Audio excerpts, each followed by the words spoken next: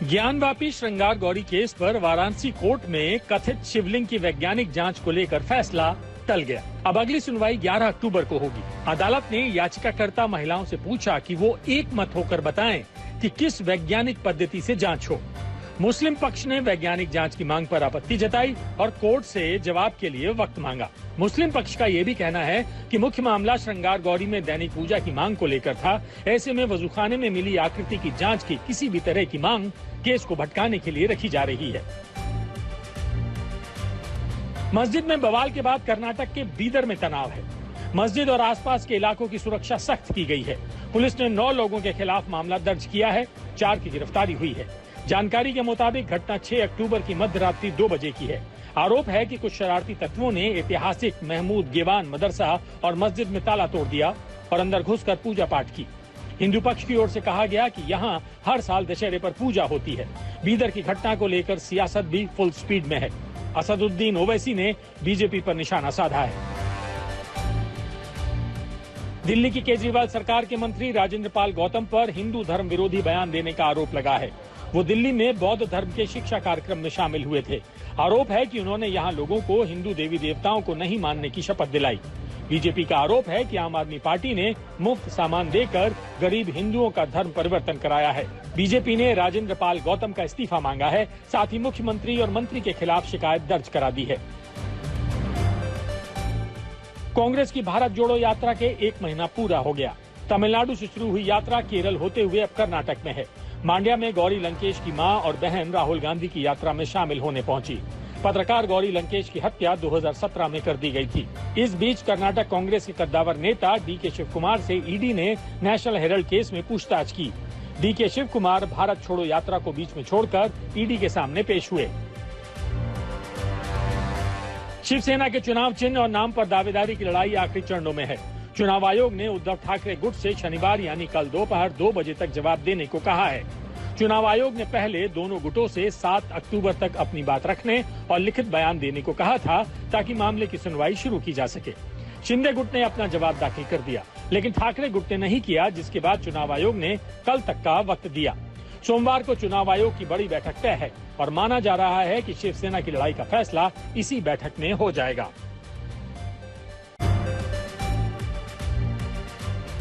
Samajwadi party के संस्थापक और यूपी के पूर्व मुख्यमंत्री मुलायम सिंह यादव की हालत अब भी नाजुक बनी हुई है। वो अब भी गुरुग्राम के मेदांता अस्पताल की सीसीयू में जीवन रक्षक दवाओं पर हैं।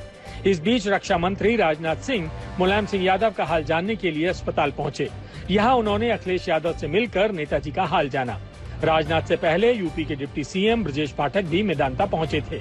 मुलायम सिंह को सांस लेने में तकलीफ के चलते रविवार को आईसीयू में शिफ्ट किया गया था।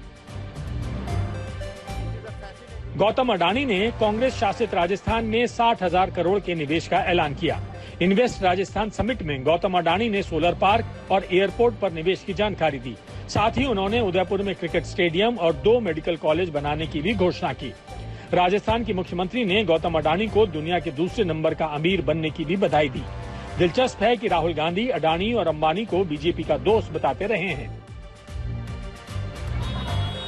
बिहार के बगहा में आदमखोर बाघ का आतंक जारी है। उसे मारने के आदेश जारी किए गए हैं। बिहार के चीफ वाइल्ड लाइफ वार्डन ने आदमखोर बाघ को मारने के लिए एनटीसीए को पत्र लिखा था, जिस पर एनटीसीए ने बाघ को देखते ही गोली मारने के आदेश दिए हैं। 8 मई से लेकर अब तक आदमखोर बाघ 8 लोगों को निशाना बना चुका है। कहा जा रहा है कि बाघ को पकड़ने के लिए पिछले कई दिनों से वन विभाग की टीम लगी हुई है, लेकिन वो पकड़ में नहीं आ रहा है। हिमालय के पहाड़ों पर जोरदार बर्फबारी हो रही है। उत्तराखंड के धारचूला और पिथौरागढ़ में बर्फ की जबरदस्त बारिश की तस्वीरें सामने आ रही हैं। वहीं चमोली में हेमकुंड साहिब के पहाड़ों पर भी बर्फ की मोटी चादर नजर आ रही है। इस बीच महाराष्ट्र के कई इलाकों में मूसलाधार बारिश हो रही है। आसमान से गिरती आफत की बूंदों ने मुंबई को बेहाल कर दिया है। कई जगहों पर जल जमाव की समस्या लोगों को परेशान कर रही है। रूस के राष्ट्रपति व्लादिमीर पुतिन 70 साल के हो गए। वो 2012 से लगातार राष्ट्रपति हैं। सेंट पीटर्सबर्ग स्टेट यूनिवर्सिटी से कानून की पढ़ाई करने वाले पुतिन ने 1991 में राजनीति में एंट्री की। इससे पहले वो 16 साल तक रूस की खुफिया एजेंसी केजीबी के एजेंट थे और जर्मनी में तैनात थे। सोवियत संघ जब अपने आखिरी वक्त में था, तब उन्हें वापस मॉस्को बुला लिया गया। पुतिन को टाइम मैगजीन की तरफ से 4 बार दुनिया का सबसे ताकतवर शख्स बताया जा चुका है। आज हम अपने विश्लेषण की शुरुआत एक ऐसी खबर से करना चाहते हैं जिस पर अब हमारे देश में बहुत बहस हो रही है। आपको याद होगा, पिछले दिनों गुजरात के खेड़ा में मुस्लिम समुदाय के लगभग 250 लोगों की एक उग्र भीड़ ने वहां पर एक गरबा कार्यक्रम के दौरान लोगों पर जबरदस्त पत्थर बरसाए थे, पत्थरबाजी की थी, जिसमें कई लोग घायल हो गए थे और इनमें महिलाएं भी शामिल थी। ये लोग गांव में जिस स्थान पर गरबा कर रहे थे वो स्थान मस्जिद के पास था, जिसकी वजह से ये पूरी घटना हुई। और बाद में जब पुलिस ने पत्थरबाजी के आरोप में 9 लोगों को वहां से गिरफ्तार किया और उनकी गांव में बीच चौराहे पर सार्वजनिक रूप से पिटाई की, तो इस घटना के लिए पुलिस की आलोचना होने लगी। हालांकि उस समय जो स्थानीय लोग थे वो ताली बजा रहे थे, खुश हो रहे थे, वो महिलाएं खुश हो रही थी। और इसके बाद से पुलिस की आलोचना होने लगी और हर कोई यही कहने लगा कि पुलिस इन आरोपियों को कैसे मार सकती है। इस तरह से सार्वजनिक रूप से यह सजा देने का कोई तरीका नहीं है, यह गैर कानूनी है। और बात सही है, हमारे कानून के हिसाब से यह गैर कानूनी है, क्योंकि हमारे देश में अदालतें हैं और अदालत तय करेगी कि इन लोगों को क्या सजा देनी है। अब यह मामला इतना बढ़ गया कि एक खास वर्ग के लोग इन पुलिसवालों पर कार्रवाई की मांग को लेकर गुजरात की एक निचली अदालत में पहुंच गए और आज अदालत ने भी इन सभी पुलिस वालों के खिलाफ जांच के आदेश दे दिए हैं। और सोशल मीडिया पर भी लगातार इन पुलिस वालों के खिलाफ जहर उगला जा रहा है, आलोचना हो रही है। हालांकि आप देखिए, जो स्थानीय लोग हैं और जो महिलाएं हैं वो खुश हैं, वो तालियां बजा रहे हैं।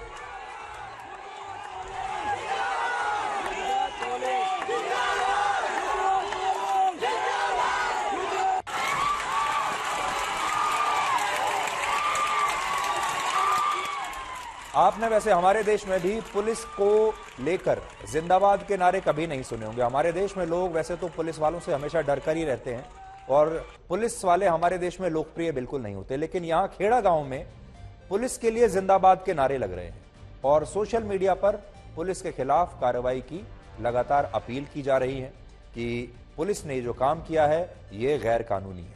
लेकिन आज की बड़ी खबर ये नहीं है। आज की बड़ी खबर यह है कि इस घटना में जिन महिलाओं और लोगों पर पत्थर बरसाए गए थे, जो घायल हो गए थे, उन्होंने यह सवाल किया है कि क्या इस देश में केवल पत्थर मारने वालों के ही मानव अधिकार हैं? क्या जिन लोगों को पत्थर मारे गए, जो लोग घायल हो गए, उनके कोई मानव अधिकार नहीं है? इन लोगों ने आरोपियों की पिटाई करने वाले सभी पुलिस वालों का समर्थन किया है और यह भी ऐलान किया है कि अगर इस मामले में किसी भी पुलिस वाले पर कोई कार्रवाई होती है तो वो खेड़ा से सीधे राजधानी गांधीनगर पहुंच जाएंगे और वहां पर इसके खिलाफ धरना देंगे। तो आज वो जो महिलाएं हैं और जो लोग हैं जो घायल हुए थे इसमें, उनके मानवाधिकार क्या कहते हैं और एक देश के नागरिक होने के नाते वो इस पूरे घटनाक्रम पर क्या कहते हैं, देश के लिए वो सुनना भी जरूरी है, क्योंकि हमारे देश में सभी को अभिव्यक्ति की आजादी है।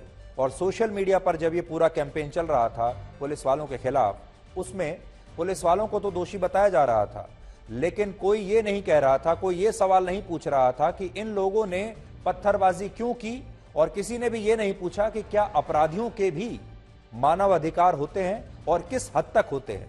तो पहले आप ये देखिए कि खेड़ा के जो लोग हैं जो घायल हुए थे वो क्या कहते हैं।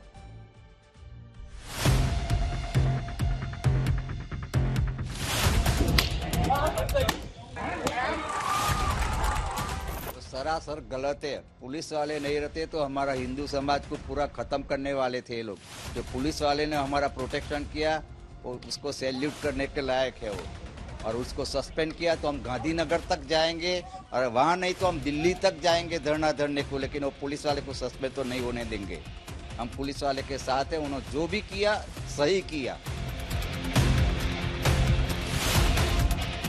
दिल्ली जाना पड़ा तो दिल्ली भी जाऊंगा। मुस्लिम लोग ये हमारा मुंडेरा को मिनी पाकिस्तान बनाने का सोच रहे, और मैं तो यही माफ कर रहा हूँ कि हमारे गांव में पुलिस चौकी भी चाहिए, और हर दफा ये 4 पुलिस जो सस्पेंड करने का वही पुलिस वाले हमारे को ये गांव में भी चाहिए।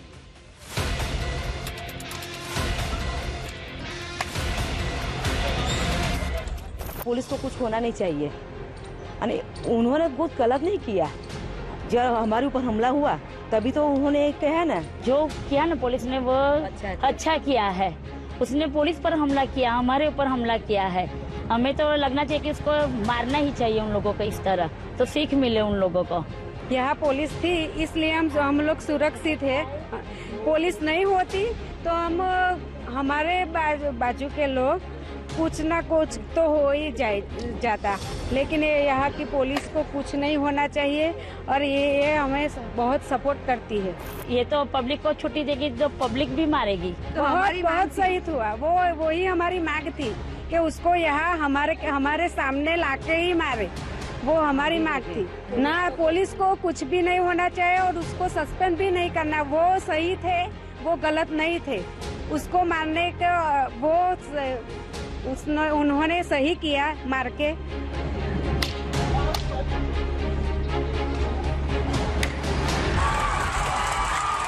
तो अब ये दो पक्ष हैं ब्लैक एंड व्हाइट की तरह। एक पक्ष जो कानूनी पक्ष है, बात सही है, पुलिस ने कानून तो तोड़ा है, कानून को अपने हाथ में लिया है। सार्वजनिक रूप से इस तरह पिटाई पुलिस नहीं कर सकती, ये गैर कानूनी है और अगर जांच की गई तो पुलिस वालों को दोषी ठहरा दिया जाएगा, पुलिस वालों की नौकरी भी जा सकती है, सस्पेंशन हो सकता है, कुछ भी हो सकता है, जेल में भी जा सकते हैं। ये बात बिल्कुल सही है। अब हमारे देश में एक तस्वीर तो ये है जो कानूनी तस्वीर है, दूसरी तस्वीर है लोकमत क्या है, क्योंकि लोकतंत्र लोकमत से भी चलता है, लोकतंत्र जनमत से भी चलता है और जनमत वो होता है जो जनता की मर्जी होती है, जनता क्या चाहती है। अब इस पक्ष में पुलिस वालों ने कानून तो तोड़ा है, लेकिन जनता की जो मर्जी है और जनता का जो मत है वो बिल्कुल अलग है। जनता का मत क्या है, अभी मैं आपको दोबारा से वो तस्वीर दिखाता हूं जहां जनता तालियां बजा रही है। अभी आप देखिएगा, जनता का मत गुजरात के खेड़ा में ये है, ये देखिए।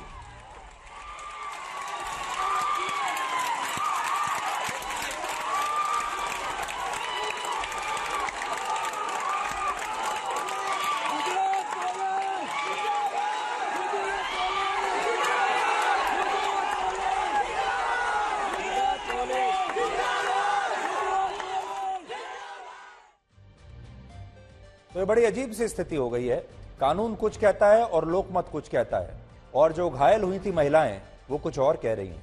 वो कह रही हैं कि इन पुलिस वालों ने असल में हमें बचाने की कोशिश की है, इन पर कोई कार्रवाई नहीं होनी चाहिए। अब आप याद कीजिए, कुछ समय पहले हैदराबाद में गैंगरेप हुआ था एक लड़की का, और जो आरोपी थे उन्होंने पहले गैंगरेप किया और फिर उस लड़की को जिंदा जलाकर मार डाला। उसके बाद पुलिस ने उन्हें हिरासत में ले लिया और ये जो 4 आरोपी थे ये हिरासत से भागने की कोशिश कर रहे थे और पुलिस ने इस एक एनकाउंटर में 4 को मार डाला। उस समय पुलिस वालों पर लोगों ने फूल बरसाए थे। ये भी हमारे देश में एक बड़ा बहुत ही मुश्किल से ऐसा आपको चित्र देखने को मिलेगा जब पुलिस वालों पर कोई फूल बरसाए। उस दिन पुलिस वालों पर फूल बरसाए गए और जनता ने कहा कि देखिए पुलिस वालों को कितनी शाबाशी दी गई, लेकिन इन पुलिस वालों पर फेक एनकाउंटर करने के आरोप में जांच चल रही है। अब दूसरा देखिए, ये वो देश है जब हमने कसाब जैसे बड़े आतंकवादी को भी फेयर ट्रायल दिया, उसे हर कानूनी विकल्प मुहैया करवाया और सुप्रीम कोर्ट तक कसाब गया, देश के राष्ट्रपति तक गया और तब जाकर उसे फांसी की सजा दी गई। ये वो देश है। लेकिन जब कसाब को बिरयानी खिलाने की बात सामने आई थी तो देश में कितना हंगामा हो गया था, क्योंकि उसके लोकमत जो था वो उसके खिलाफ था। और आपको याद होगा उसके बाद जिस पार्टी ने ये काम किया था वो पार्टी चुनाव में भी हार गई थी। लोगों के दिमाग में वो बात रह गई कि कसाब को बिरयानी खिलाई गई थी जेल में, चाहे वो बात सही हो या गलत हो। और इसीलिए दुनिया के बड़े बड़े देशों में आज भी जनमत संग्रह कराए जाते हैं। जब बड़े बड़े देश, खासतौर पर पश्चिमी देश, अपने यहाँ कोई बदलाव करना चाहते हैं, कानून को बदलना चाहते हैं, तो जनमत संग्रह कराया जाता है, वोटिंग कराई जाती है। और आपको याद होगा कि ब्रिटेन में यूरोप के साथ रहना है या नहीं रहना है, उसको लेकर भी जनमत संग्रह कराया था। और कई ऐसे देशों में जनमत संग्रह कराया जाता है। और अगर उसका दूसरा रूप देखना है तो आजकल कनाडा में खालिस्तान को लेकर भी जनमत संग्रह कराया जा रहा है। लोगों से पूछा जा रहा है, सिख जो समुदाय के लोग हैं, कि क्या होना चाहिए। कई देश ऐसे भी हैं जो अपने यहां लोकमत और जनमत संग्रह की वजह से कानूनों में बदलाव कर लेते हैं और बड़े बड़े फैसले लेते हैं। लेकिन यहां बात सही है कि पुलिस ने कानून तोड़ा है, पुलिस पर पूरी कार्रवाई होनी चाहिए। आज जब हर कोई इस घटना की बात कर रहा है जो खेड़ा की है, तब आपको भोपाल से आया एक बड़ा दिलचस्प वीडियो दिखाते हैं। इस वीडियो में जो लड़का, जो युवा पुलिस थाने में उठक बैठक लगाकर माफी मांग रहा है, उसने एक कंपनी के कुछ कर्मचारियों को पहले चाकू दिखाकर डराने की कोशिश की थी। बाद में पुलिस ने इसे हिरासत में ले लिया और फिर इसने कैसे बाद में लोगों से माफी मांगी, यह देखने वाली बात है। पहले आप ये वीडियो देखिए, फिर बताते हैं।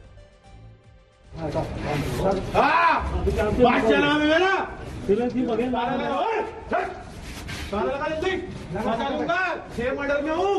अरे यार तुम समझा दो पहले। ताला लगा हुआ है। वोट नहीं आना यार, जल्दी लगा, निकाल फाइल निकाल। रुक जाओ। खाने की चुप लेकर अरे जल्दी आ, मीटर हो गए। चाकू दिखा रहा है ना, लड़के में अभी यही हूँ और ये यहाँ पे डंडा लगाओ। चाकू भेज दो, ये जगपत पे भैया बोलता है भैया चाकू ले। अभी तो पता नहीं किसको भेज दो, तुम जिसको भेज लगाओ।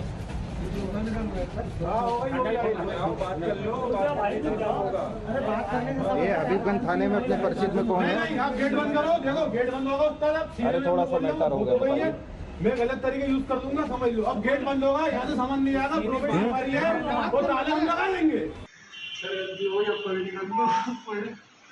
बहुत बड़ी गलती हुई, अब कोई अपराध नहीं होगा। मैं तो बहुत बड़ी गलती हुई सर, सॉरी, मैं बहुत समाऊँ सर। मैं पहली बार अपराध कर रहा हूँ, ये गलती नहीं कर रहा सर, छोड़ दीजिए। मेरी कोई गलती नहीं है, आपको भी अपराध होगा। पहली बार किया मैंने सर, अपराध नहीं होगा सर कभी। सर माफ कर दीजिए, कभी नहीं होगा सर, माफ कर दीजिए, कभी नहीं होगा। मैं पहली बार किया मैंने, तब कभी नहीं हुआ सर, सॉरी मेरी। आपको दुनिया भर में मुसलमानों के ठेकेदार बनने वाले इस्लामिक देशों के दोहरे मापदंड का आपके सामने आज हम नकाब उतारेंगे। यह खबर आज उस प्रस्ताव को लेकर है जो कल United Nations human rights council में पेश हुआ था। यह संयुक्त राष्ट्र का मानव अधिकारों का परिषद है। यहां भी मानव अधिकारों की बड़ी सी दुकान खुली हुई है और इसमें चीन के शिनजियांग प्रांत में रहने वाले वीगर मुसलमानों का जिक्र किया गया था। अमेरिका, कनाडा, ब्रिटेन, डेनमार्क और फिनलैंड समेत कुल मिलाकर 9 पश्चिमी देशों ने यह कहा कि चीन के इस प्रांत में वीगर मुसलमानों के मानव अधिकारों का जबरदस्त उल्लंघन हो रहा है। इसलिए संयुक्त राष्ट्र की मानव अधिकार परिषद को इस पर बहस करनी चाहिए और अगर यह प्रस्ताव पास हो जाता तो मानव अधिकारों के मुद्दे पर संयुक्त राष्ट्र और पश्चिमी देश चीन की घेराबंदी करने में कामयाब हो जाते। लेकिन चीन ने बड़ी आसानी से इस प्रस्ताव को खारिज करवा लिया और इसमें चीन की मदद किसने की, अभी आपको बताते हैं। फिलहाल संयुक्त राष्ट्र की इस परिषद में, जो मानव अधिकारों का परिषद है, इसमें कुल 47 देश हैं जो इसके सदस्य हैं और नियम यह कहते हैं कि अगर किसी प्रस्ताव के समर्थन में 50% से ज्यादा वोट डाले जाते हैं तो उस प्रस्ताव को पास माना जाएगा, लेकिन अगर इससे कम वोट पड़ते हैं तो प्रस्ताव खारिज हो जाएगा। चीन के मामले में यह प्रस्ताव खारिज हो गया और इसलिए यह बहुत बड़ी खबर है। चीन जीत गया और सारे ये पश्चिमी देश हार गए। इसमें कुल 17 देशों ने चीन के खिलाफ वोट डाला और 19 देशों ने चीन के समर्थन में वोट दिया और कुल 11 देश वोटिंग के दौरान एब्स्टेन रहे, यानी उन्होंने वोट नहीं डाला, जिनमें भारत भी है। बहुत सारे लोग एब्स्टेन का मतलब समझते हैं कि ये देश वोटिंग के दौरान अनुपस्थित थे, जबकि ऐसा नहीं है। एब्स्टेन का मतलब होता है वोटिंग के दौरान ये देश परिषद में तो उपस्थित थे लेकिन इन देशों ने वोटिंग में हिस्सा नहीं लिया और अपना वोट नहीं डाला। बड़ी बात यह है कि भारत ने भी इस चीन के मामले में अपना वोट नहीं डाला और एक तरीके से चीन की मदद की। भारत ने चीन के खिलाफ अपने वोट का इस्तेमाल किया ही नहीं, बल्कि हम इस पूरी प्रक्रिया के दौरान हमने एब्स्टेन किया। इसलिए आज इस खबर में 2 बड़ी बातें हैं समझने की। पहला, भारत ने चीन के खिलाफ वोट क्यों नहीं डाला, जबकि चीन तो हमारा दुश्मन देश है। दूसरा, जिन देशों ने इस प्रस्ताव को खारिज कराने में चीन का समर्थन किया, ये देश कौन से हैं? और आप हैरान हो जाएंगे जब इन देशों का नाम आपको पता चलेगा। आपको यकीन नहीं होगा, ये सारे वो मुस्लिम देश हैं जो कुछ समय पहले तक भारत को मुसलमानों के मानव अधिकारों पर लेक्चर दे रहे थे। इसमें बिलावल भुट्टो का देश पाकिस्तान भी है। पाकिस्तान और बिलावल भुट्टो अभी थोड़ी देर पहले कश्मीर पर हमें लेक्चर दे रहे हैं कि मानव अधिकारों का हनन कर रहे हैं, लेकिन इन देशों में पाकिस्तान से लेकर UAE, Qatar, Indonesia, Uzbekistan, Kazakhstan, ये सारे देश शामिल हैं जिन्होंने चीन की मदद की और इस प्रस्ताव के खिलाफ वोट डाला। आपको याद होगा पिछले दिनों जब नुपुर शर्मा ने पैगंबर मोहम्मद साहब को लेकर विवादित टिप्पणी की थी, तब इस पर 57 मुस्लिम देशों के संगठन, जिसका नाम है ऑर्गेनाइजेशन ऑफ इस्लामिक कोऑपरेशन यानी OIC, उसने भारत का जबरदस्त विरोध किया था। इस संगठन ने भारत के खिलाफ प्रस्ताव पास करके ये कहा था कि भारत में मुसलमानों के खिलाफ हिंसा की घटनाएं लगातार बढ़ रही हैं, महिलाओं को हिजाब पहनने से रोका जा रहा है, मुसलमानों के घरों पर बुलडोजर चल रहे हैं। इसलिए यह संगठन चाहता है कि संयुक्त राष्ट्र इस मामले में भारत को लेकर जरूरी कदम उठाए, ये कहा था मुस्लिम देशों के संगठन ने। लेकिन अब इसी संगठन के 12 बड़े मुस्लिम देशों ने वीगर मुसलमानों के मानवाधिकारों पर चीन का विरोध करने की बजाय चीन का साथ दिया है। इससे बड़ा और भद्दा मजाक और क्या हो सकता है। कड़वा सच ये है कि ये तमाम इस्लामिक देश उन्हीं मुसलमानों के मानव अधिकारों की बात करते हैं जो उन्हें सूट करते हैं। जैसे कश्मीर के मुसलमानों की तो बात करते हैं, लेकिन ये चीन के वीगर मुसलमानों को मुसलमान मानते ही नहीं। चीन के अलावा ये बलूचिस्तान के मुसलमानों को, जो पाकिस्तान के बलूचिस्तान का मुसलमान है, उसे मुसलमान नहीं मानते। उन पर भी अत्याचार हो रहे हैं, लेकिन ये मुद्दा कभी नहीं उठाते, जिनमें इन मुसलमानों पर पाकिस्तान लगातार अत्याचार कर रहा है बलूचिस्तान में। और आज बलूचिस्तान में जो हमारे दर्शक हैं वो पूरी दुनिया में हमें देख रहे होंगे, आज उनके लिए भी हम आवाज उठा रहे हैं। इसके अलावा ये सीरिया, ईरान, इराक और टर्की के कुर्द मुसलमानों को भी मुसलमान नहीं मानते, जो पिछले 80 वर्षों से अपने अलग देश कुर्दिस्तान की मांग कर रहे हैं। इस दौरान हजारों कुर्द मुसलमान मारे गए। ये लोग यमन के हूती मुसलमानों को भी मुसलमान नहीं मानते। यानी इन देशों ने अपनी खुद की एक ऐसी व्यवस्था बनाई है जिसमें उसी व्यक्ति को मुसलमान माना जाता है जो इनके चश्मे से मुसलमान नजर आता है। वरना दुनिया के कई देश ऐसे हैं जहां मुस्लिम आबादी पर अत्याचार हो रहे हैं, मानव अधिकारों का हनन हो रहा है, लेकिन ये देश उनके अधिकारों की बात तक नहीं करते। आज अगर किसी देश में मुसलमानों पर सबसे ज्यादा अत्याचार हो रहे हैं तो वो देश है चीन। 145 करोड़ की आबादी वाले चीन में वीगर मुसलमानों की जनसंख्या है 1 करोड़ 10 लाख, जबकि इस प्रस्ताव पर चीन का समर्थन करने वाले इस्लामिक देश कतर की कुल आबादी है सिर्फ 29 लाख। यानी चीन में कतर जैसे 3 देशों की मुस्लिम आबादी रहती है और इनमें भी 83% मुसलमान चीन के एक ही प्रांत शिनजियांग प्रांत में रहते हैं, जहां चीन ने बड़ी बड़ी जेल और डिटेंशन कैंप्स बनाए हुए हैं और वहां इन मुसलमानों का दमन किया जाता है, इन्हें उन कैंप्स में रखकर। अमेरिका की ही एक रिपोर्ट के मुताबिक वर्ष 2017 के बाद से चीन ने इस प्रांत में 1200 से ज्यादा डिटेंशन कैंप्स बनाने पर लगभग 6000 करोड़ रुपए खर्च किए। इन डिटेंशन कैंप्स में 10 लाख से ज्यादा वीगर मुसलमानों को नजरबंद करके रखा गया है। उनकी तस्वीरें आप देख सकते हैं किस हालात में है। वर्ष 2020 में आई इन सैटेलाइट तस्वीरों के जरिए यह पता चला था कि चीन ने अब अपने एक इलाके में इतना बड़ा डिटेंशन कैंप बना लिया है कि वो वहां एक पूरे शहर को कैद करके रख सकता है।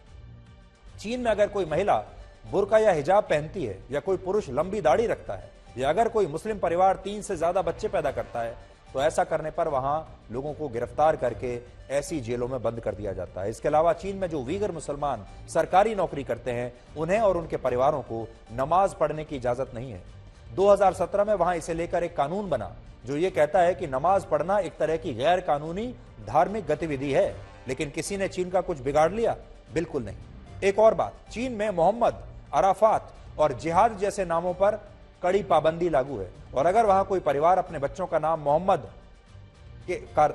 रखता है या फिर अराफात रखता है तो उसे गिरफ्तार कर लिया जाता है। और चीन शायद दुनिया का इकलौता ऐसा देश है जहां मस्जिदों को खुलेआम तोड़ा जाता है। चीन में यह कानून है कि वहां मीनार और गोल गुंबद वाली मस्जिदें नहीं बन सकती और इसी के तहत वहां अब तक सैकड़ों मस्जिदें तोड़ी जा चुकी हैं। तस्वीर आपके सामने है।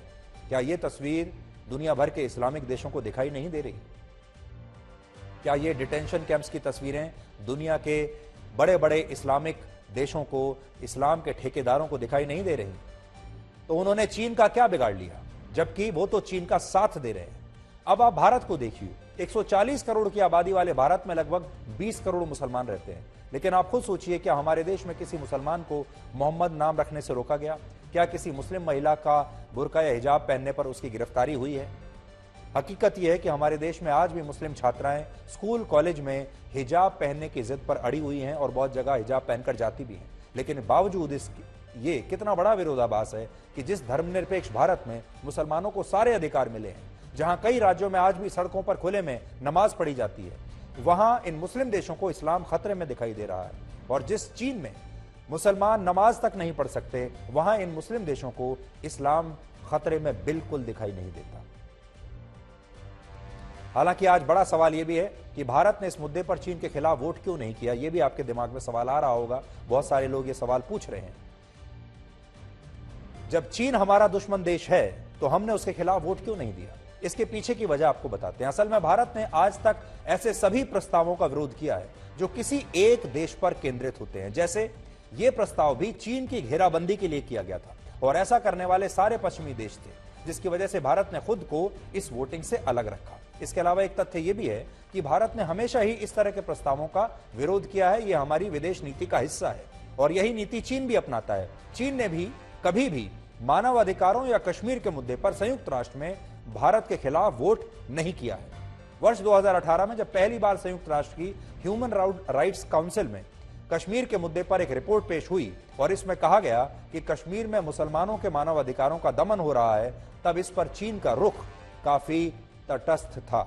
उस समय चीन ने न तो इस रिपोर्ट के पक्ष में कोई बात कही, न ही इसके खिलाफ बयान दिया। दरअसल ये जो मानव अधिकार, लोकतंत्र और संविधान जैसे मुद्दे हैं, इन मुद्दों पर पश्चिमी देश दुनिया के तमाम देशों से ज्यादा राजनीति करते हैं, जबकि चीन इन पर ना तो कभी कोई प्रस्ताव लाता है और ना ही उसका समर्थन करता है, क्योंकि चीन जानता है उसके देश में इन तीनों ही चीजों की स्थिति बहुत खराब है। वो इनसे दूर रहता है। लेकिन जब बात अर्थव्यवस्था की आती है, पैसे की आती है, तो इस मोर्चे पर चीन भारत की मुश्किलें बढ़ाने से कभी पीछे नहीं हटता, जिससे यह पता चलता है कि चीन के लिए अर्थव्यवस्था जरूरी है, लेकिन लोकतंत्र और मानव अधिकार जैसे मुद्दे उसके सिलेबस में है ही नहीं। और यही बात आज भारत के विदेश मंत्रालय ने भी कही है। भारत सभी मानवाधिकारों को अपहोल्ड करने के लिए प्रतिबद्ध है। भारत का वोट उसकी लंबे समय के चली आ रही पोजीशन के अनुरूप है कि कंट्री स्पेसिफिक प्रस्ताव कभी मददगार नहीं होते हैं। भारत ऐसे मुद्दों से निपटने के लिए बातचीत के पक्षधर है। और हमने सिंगजियांग उइगुर ऑटोनोमस रीजन में मानवाधिकारों की चिंताओं के संबंधित जो OHCHR की रिपोर्ट थी, उसका आकलन पर गौर किया है और सिंगजियांग उइगुर ऑटोनोमस रीजन के लोगों के मानवीय अधिकारों का सम्मान किया जाना चाहिए और उनकी जो मानव अधिकार को गारंटी या रिस्पेक्ट करना चाहिए, इस पे जोर देना चाहिए। हमें उम्मीद है कि संबंधित पक्ष स्थिति को निष्पक्ष और ठीक रूप से संबोधित करेंगे। असदुद्दीन ओवैसी ने भी एक ट्वीट करके प्रधानमंत्री मोदी की आलोचना की है और उनसे पूछा है कि क्या आज भारत सही को सही और गलत को गलत कहने से भी डरता है। यानी वो ये पूछ रहे हैं कि भारत ने चीन के खिलाफ वोट क्यों नहीं डाला। लेकिन आज हमारा ओवैसी से यह सवाल है कि जिस तरह से उन्होंने इस मुद्दे पर भारत के रुख की आलोचना की है, क्या ठीक उसी तरह वो चीन का समर्थन करने वाले मुस्लिम देशों को लेकर भी ट्वीट करेंगे? क्या वो इन तमाम मुस्लिम देशों से सवाल पूछेंगे कि उनके दोहरे मापदंड क्यों हैं? क्या ओवैसी मुस्लिम देशों से पूछेंगे कि नुपुर शर्मा के मामले में उन्होंने भारत सरकार की आलोचना की थी और अब वो चीन के मुसलमानों के मामले में दूसरा रुख कैसे अपना सकते हैं? यहां आज सवाल संयुक्त राष्ट्र जैसी संस्थाओं को लेकर भी है, जिनका आज कोई ज्यादा महत्व रह नहीं गया है। आप खुद सोचिए, संयुक्त राष्ट्र ने आज तक क्या किया है और क्या उसकी ताकत रह गई है। यह संस्था ना तो शांति युद्ध, ना तो शीत युद्ध को टाल पाई कभी, ना अफगानिस्तान के युद्ध में कोई भूमिका निभाई, ना इराक और सीरिया में शांति स्थापित कर पाई और ना ही इससे दुनिया भर के शरणार्थियों को कोई फायदा हुआ है। तो आप देखिए, दुनिया में लगातार युद्ध होते जा रहे हैं। अफगानिस्तान देख लीजिए, इराक देख लीजिए, सीरिया देख लीजिए, अब यूक्रेन और रशिया का युद्ध देख लीजिए। लेकिन संयुक्त राष्ट्र ने क्या कर लिया? आप खुद सोचिए उसकी क्या ताकत है। लेकिन आज यहां पर अमेरिका का दोहरा चरित्र भी देखना बहुत जरूरी है। ये तस्वीरें 2 अक्टूबर की हैं जो हम आपको दिखा रहे हैं, जब पाकिस्तान में अमेरिका के राजदूत, जिनका नाम है डोनाल्ड ब्लूम, वो पाकिस्तान के कब्जे वाले कश्मीर में गए थे, जिसे हम POK कहते हैं, और वहां उन्होंने अमेरिका की एक हेल्थ केयर कंपनी के दफ्तर का दौरा किया था। बड़ी बात यह है, इस दौरान इस्लामाबाद में अमेरिका की एम्बेसी ने इस पर जो ट्वीट किया, उसमें पाकिस्तान के कब्जे वाले कश्मीर को उन्होंने आजाद जम्मू कश्मीर कहकर लिखा है। देखिए, उन्होंने लिखा है आजाद कश्मीर के बाग में वो गए हैं, जबकि संयुक्त राष्ट्र भी इस हिस्से को पाकिस्तान प्रशासित कश्मीर कहकर पुकारता है, पाकिस्तान एडमिनिस्टर्ड कश्मीर कहता है। संयुक्त राष्ट्र, लेकिन अमेरिका का दूतावास और अमेरिका के राजदूत जो पाकिस्तान में हैं, वो इसे आजाद कश्मीर कहकर बुला रहे हैं।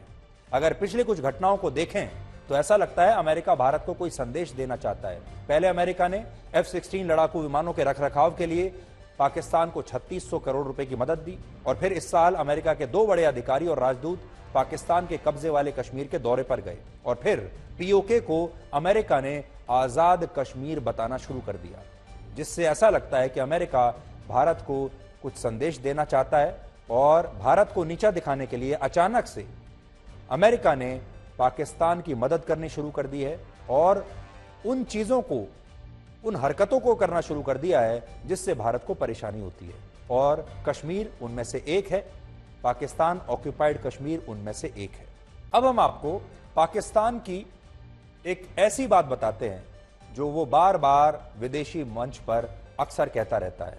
जर्मनी में पाकिस्तान के विदेश मंत्री बिलावल भुट्टो ने कश्मीर के बारे में फिर से एक बड़ा बयान दिया है, और बिलावल भुट्टो ने कहा है कि जम्मू कश्मीर में मानवाधिकारों का उल्लंघन हो रहा है, और हम बार बार कश्मीर का मुद्दा हर मंच पर उठाते रहेंगे। अपने देश में मानवाधिकारों की रक्षा करने में असमर्थ खुद बिलावल भुट्टो ने यह भी कह दिया कि बिना कश्मीर के समाधान के दक्षिण एशिया में शांति नहीं आ सकती। अब उस तस्वीर का विश्लेषण करते हैं जिस पर हमारे देश में बड़ी चर्चा हो रही है। शायद आपने भी ये तस्वीर देखी होगी। 6 अक्टूबर की तस्वीर है जब कर्नाटक के मांड्या जिले में कांग्रेस पार्टी की भारत जोड़ो यात्रा के दौरान राहुल गांधी ने अपनी मां सोनिया गांधी के जूतों की फीते बांधे थे, और अब कांग्रेस पार्टी के तमाम नेता और कार्यकर्ता और हमारे देश का एक खास वर्ग इस तस्वीर में राहुल गांधी के व्यवहार की बहुत प्रशंसा कर रहा है। कह रहा है कि मां बेटे की ऐसी तस्वीर शायद ही कभी किसी ने देखी हो। लोग कह रहे हैं कि ये कितना संस्कारी बेटा है, और मां बेटे की ममता, मां बेटे का प्रेम, राहुल गांधी अपनी मां का कितना आदर करते हैं, और किन संस्कारों के साथ राहुल गांधी को सोनिया गांधी ने पाल पोस कर बड़ा किया है, ये सारी चीजें देखने को यहां पर मिल रही हैं, और देश भर में इन तस्वीरों की तारीफ हो रही है। इसमें कोई बुरी बात नहीं है, ये तस्वीर है ही इतनी अच्छी। और हमारे देश में हमारे संस्कार तो हैं ऐसे कि हर बेटा अपनी मां की मदद करता है, उसके पांव भी छूता है, और इसमें कोई ऐसी बात नहीं है। और किसी भी मां को ये तस्वीर बहुत अच्छी लगेगी, किसी भी बेटे को, किसी भी परिवार को ये तस्वीर बहुत ही अच्छी लगेगी। लोग ये भी कह रहे हैं कि ये तस्वीर राहुल गांधी को भारत की राजनीति में बहुत आगे लेकर जाएगी, ये लैंडमार्क तस्वीर बनेगी आगे चलकर, और इस तस्वीर के आधार पर राहुल गांधी भारत की राजनीति में बहुत आगे तक निकल आएंगे, हो सकता है प्रधानमंत्री भी बन जाए। अब आप ये तस्वीर देखिए जो 11 मार्च 2022 की है, जब प्रधानमंत्री मोदी गुजरात के दौरे पर थे और वो गांधीनगर में अपनी मां से मुलाकात करने के लिए गए थे।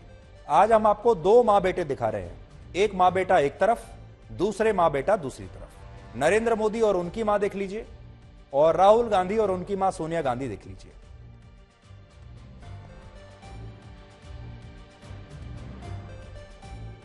लेकिन अब इन दोनों को अगर आप एक साथ देखेंगे, इन तस्वीरों को, तो एक तस्वीर में लोग कह रहे हैं कि ममता दिखाई दे रही है, यानी राहुल गांधी के मामले में, और दूसरी तस्वीर में मैनेजमेंट दिखाई दे रहा है। जब मोदी अपनी मां से मिलने जाते हैं और उनके पांव छूते हैं तो लोग कहते हैं ये इवेंट मैनेजमेंट है, ये मैनेजमेंट है। वो कैमरा लेकर क्यों जाते हैं और लोगों को क्यों बताते हैं कि वो अपनी मां से कैसे मिले? लेकिन ये सवाल राहुल गांधी से नहीं पूछा जा रहा। और हमारे देश में बहुत सारे लोग ऐसे हैं, बहुत सारे नेता ऐसे हैं जो नरेंद्र मोदी पर सवाल उठा रहे थे इन तस्वीरों को कि वो अपना प्रचार कर रहे हैं, लेकिन वही लोग राहुल गांधी की इस तस्वीर की तारीफ कर रहे हैं। इस तस्वीर में उन्हें मां दिखाई दे रही है राहुल गांधी की तस्वीर में, और मोदी की तस्वीर में मैनेजमेंट दिखाई दे रहा है। तो आज ये भी एक दोहरा चरित्र है हमारे देश के एक खास वर्ग का, जो आपको देख लेना चाहिए। जबकि इसमें राजनीति जैसा कुछ नहीं है। 2 पुत्र हैं जो अपनी मां से मिल रहे हैं, 2 पुत्र हैं जो अपनी मां की मदद कर रहे हैं, पांव छू रहे हैं, और ये मां बेटे का रिश्ता है जिसका हमारे देश के लोगों ने राजनीतिकरण कर दिया है।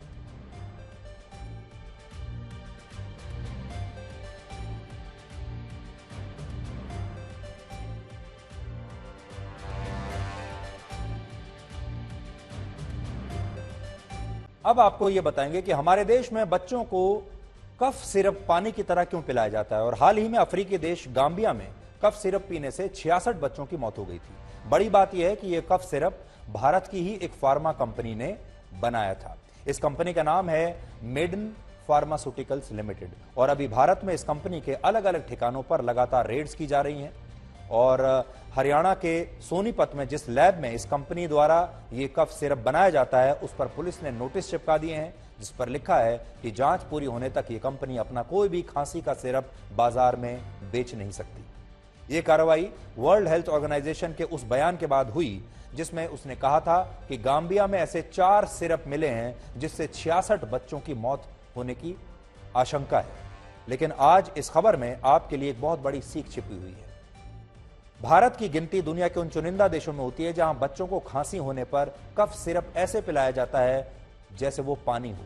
भारत में हर साल औसतन 15 करोड़ कफ सिरप की बॉटल्स बेची जाती हैं, जबकि 10 साल से कम उम्र के हर 5 में से 4 बच्चे ऐसे होते हैं जिन्हें खांसी होने पर उनके माता पिता आंखें बंद करके ये कफ सिरप पिला देते हैं। और बहुत से मामलों में तो डॉक्टरों से भी सलाह नहीं ली जाती। आपके घर में भी ऐसा कई बार होता होगा, छोटे बच्चे को खांसी आई और आप बाजार से एक कफ सिरप लाकर उसको पिला देते हैं। 2016 में एक स्टडी में पता चला कि हमारे देश में 1 से 9 वर्ष के बच्चे खांसी होने पर सबसे ज्यादा कफ सिरप पीते हैं, जबकि इस उम्र में उनके लिए यह कफ सिरप जहर के बराबर होता है। WHO के मुताबिक 2 साल से कम उम्र के बच्चों को कफ सिरप बिल्कुल नहीं पिलाना चाहिए, जबकि कुछ मेडिकल स्टडीज में यह भी सलाह दी गई कि 8 साल से कम उम्र के बच्चों को खांसी होने पर ऐसी दवाइयां देना खतरनाक हो सकता है। इसके बावजूद हमारे देश में इस उम्र के बच्चों को बीमार होने पर सुबह शाम उनके मां बाप यही सिरप पिलाते रहते हैं। भारत में ऐसे बच्चों की संख्या 16 करोड़ है जिनकी उम्र 6 साल से कम है। 16 करोड़ बच्चे हैं हमारे देश में। सोचिए अगर इन 16 करोड़ बच्चों को इन कफ सिरप की आदत लग गई तो क्या होगा। असल में ये जो कफ सिरप होते हैं इनमें ऐसे कार्बन कंपाउंड होते हैं जो बच्चों को इनकी लत का शिकार बना देते हैं और उन्हें भी ऐसे सिरप अच्छे लगने लगते हैं। उदाहरण के लिए गाम्बिया में जिन कफ सिरप्स को पीने से 66 बच्चों की मौत हो गई, उनमें डाइथिलिन और एथिलीन ग्लाइकोल की ज्यादा मात्रा पाई गई। ये वो कार्बन कंपाउंड हैं जो कफ सिरप्स को मीठा बनाने के लिए उसमें डाले जाते हैं और जब ये सिरप पीने में बच्चों को कड़वे नहीं लगते तो वो इनका ज्यादा इस्तेमाल करने लगते हैं और जब ये सिरप उनके शरीर में ज्यादा मात्रा में जाता है तो इससे बच्चों की किडनी पर असर पड़ता है और बच्चों को कई तरह की दूसरी बीमारियां भी लग जाती हैं। हम आपको ऐसे कफ सिरप्स के 3 नुकसान के बारे में आज बताना चाहते हैं। पहला, कफ सिरप पीने से बच्चों की याददाश्त कमजोर होती है। दूसरा, ज्यादातर कफ सिरप में कोडीन होता है, इसलिए अगर ऐसे सिरप का जरूरत से ज्यादा इस्तेमाल किया जाए तो इसकी लत लग सकती है और इससे बच्चों में डिप्रेशन भी हो सकता है। अमेरिका में इस तरह के कफ सिरप पर पूरी तरह से पाबंदी लगी हुई है, लेकिन भारत में आसानी से बाजारों में आपको मिल जाते हैं। इसके अलावा अमेरिका में एक अध्ययन में यह पता चला कि कोडिन वाले कफ सिरप्स की लत सिगरेट की लत से भी ज्यादा खतरनाक होती है। तीसरी बात, जरूरत से ज्यादा ऐसी दवाइयां लेने से लंग इन्फेक्शन हो सकता है, किडनी फेल हो सकती है और ब्रेन डैमेज का भी खतरा होता है। इसलिए अगली बार जब आप अपने बच्चों को कोई कफ सिरप पिलाएं तो इन बातों का जरूर ध्यान रखें और सबसे बड़ी बात, डॉक्टर से इसकी सलाह जरूर लें। वैसे गाम्बिया की इस घटना ने भारत की फार्मा इंडस्ट्री की छवि को भी बहुत नुकसान पहुंचाया है। भारत में दुनिया की तीसरी सबसे बड़ी फार्मा इंडस्ट्री है और जो दवाइयों का व्यापार है ये भरोसे पर चलता है। अगर भारत की फार्मा कंपनियों ने यह भरोसा खो दिया तो इससे भारत को बहुत बड़ा नुकसान होगा। अभी हमारे देश में 3000 से ज्यादा दवा कंपनियां और लगभग 11000 मैन्युफैक्चरिंग फैसिलिटीज हैं और इस अफ्रीकी देश में जो 66 बच्चों की मौत हुई है वो भारतीय उत्पाद लेकर यानी भारत में बने कफ सिरप लेकर ही उनकी ये मौत हुई है। आज हम आपको कुछ ऐसे संदेश दिखाना चाहते हैं जो आपको इस अभियान की ताकत के बारे में बताएंगे, क्योंकि पूरे देश से हमें बड़ी संख्या में लोग अब अपने वीडियोस बनाकर भेज रहे हैं, हमें अपने दिल की बात बता रहे हैं। आप भी आज उनकी बात सुनिए। First of all, Sudhir uncle, आपकी देशभक्ति और जज्बे को सलाम है। आई एम दक्षता। मैं उम्र में बहुत छोटी हूँ, लेकिन अपने आसपास के माहौल को बड़ी चौकस निगाहों से देखती हूँ। आज समाज में अमीर और गरीब का जो फासला है वो इतना बड़ा है कि हम छोटे छोटे बच्चों को भी साफ नजर आता है। मैं इन गरीब तबके की कमजोर आवाज आपके चैनल के माध्यम से बुलंद करना चाहूंगी। आपकी कॉलोनी का चौकीदार आपका पहरेदार भी है। ठेले वाला आपको सामान बेचता है, अपना ईमान नहीं। आपके मोहल्ले का सफाई वाला आपकी फैलाई हुई गंदगी को ही साफ करता है। इनका काम छोटा हो सकता है, मान नहीं। इनके मान का सम्मान करना आपकी जिम्मेदारी है। आप अपनी जिम्मेदारी नहीं निभाएंगे तो इन पर उंगली उठाना आपका हक नहीं हो सकता। ये आपके रुतबे की इज्जत करते हैं, बदले में आप भी इनके आत्मसम्मान का ख्याल करें। ध्यान रहे कहीं आपकी हैसियत इनके स्वाभिमान को ठोकर न मार दे। जिए और जीने दें। जय हिंद। सुधीर जी जय हिंद, नमस्कार, प्रणाम। मैं आनंद कुमार सिंह, जिला मधेपुरा, स्टेट बिहार से बिलोंग करता हूं। और आपने ये जो मुहिम चला रखे हैं, जैसे कि हमारे ऊपर कुछ भी बीता, कोई हमारा अपमान किया, तो आप वो पूरा देश में दिखाएंगे, विश्व में दिखाएंगे। ये बहुत अच्छा काम किया आपने, जो मोदी जी ने नहीं किया या किसी भी प्रधानमंत्री जी ने नहीं किया, सो आप करके दिखाए। सो उसके लिए हम पूरे देशवासियों की तरफ से तहे दिल से शुक्रिया गुजार करता हूँ आपकी। सुधीर जी आपको बहुत बहुत धन्यवाद। आप अपने आज तक पर जनता के आवाज़ की उठाने के लिए बहुत बहुत धन्यवाद। आपकी पता है मेरे देश में अमीर के बहुत इज्जत होते हैं, गरीब की कभी भी इज्जत नहीं होते हैं अपने देश में। नमस्कार सुधीर चौधरी जी, मैं आपको और आज तक टीम को बहुत बहुत धन्यवाद करता हूं। आप विशेष आपको जो आप इस मुहिम को उठाए हैं, मेरा स्वाभिमान ब्लैक एंड वाइट शो में, इससे गरीबों को सम्मान मिल सके और जो गरीब को अपमानित करते हैं उनका माइंडसेट और नज़रिया बदले। आपको बहुत बहुत शुक्रिया। सुधीर भैया नमस्कार। आप जो ये अभियान चला रहे हैं, इससे अच्छा तो मतलब कोई चैनल पर हम नहीं देखे हैं। इतना मतलब छोटा परिवार हो या छोटा बड़ा के न आप ले करके आप सभी को देख रहे हैं, इससे अच्छा और कुछ नहीं हो सकता है। सबसे पहले आप जो अभियान शुरू किए हैं, ये दिल को छू देने वाला बात है। ऐसा वीडियो जो लोगों के सामने लाते हैं, लोगों को इज्जत दिलाने के लिए, इससे अच्छा और क्या हो सकता है बोलिए। आपको हम हमेशा फॉलो करते हैं। ई न्यूज़ पर थे तब भी, डीएनए में फॉलो करते हैं, अभी ब्लैक एंड वाइट में आए हैं आज तक पर, तब भी आपको फॉलो करते हैं। सुधीर चौधरी आज तक पे दिखाए हुए शो पे मैं भी बहुत सहमत हूँ। मैं भी गाड़ी चला रहा था, ड्राइवर हूँ और टैक्सी का ड्राइवर हूँ मैं एक बार इंदिरापुरम से दिल्ली आ रहे थे तो टोल पे क्या हुआ, आगे वाला गाड़ी पीछे ढुलाया और पीछे गाड़ी मेरी थी। मैंने बोला भाई साहब पीछे गाड़ी आ रही है और उल्टा कर बताऊँ मैं तुम्हें, और उसने उतर के मुझे मारने लग गया और ज़ोर से एक थप्पड़ कस के कान पे मार दिया। कान एकदम सुन सा हो गया और मैंने हक्का बक्का रह गया सर। मैं भी मारने की कोशिश किया मगर मैंने मारा नहीं। फिर वो बंदे निकल गया वहाँ से। 100 नंबर पे कॉल भी किया मैंने, मगर 100 नंबर वाले भी हाँ अक्षरधाम के पास आप बुला लिया मुझे। मैं वहाँ जाके बोला कि ऐसे ऐसे हुआ जी मेरे साथ, वो गाड़ी नंबर ये है, और ना तो गाड़ी कुछ हुआ ना तो कुछ नहीं किया उसने। ऐसे ऐसी बात है सर। जब से मैं गाड़ी चलाना कम कर दिया, मैं अपना छोटा मोटा दुकान से जीवन यापन कर रहा हूँ। मैं और मेरा पति हम दोनों अपाहिज हैं, हम दोनों व्हीलचेयर में हैं।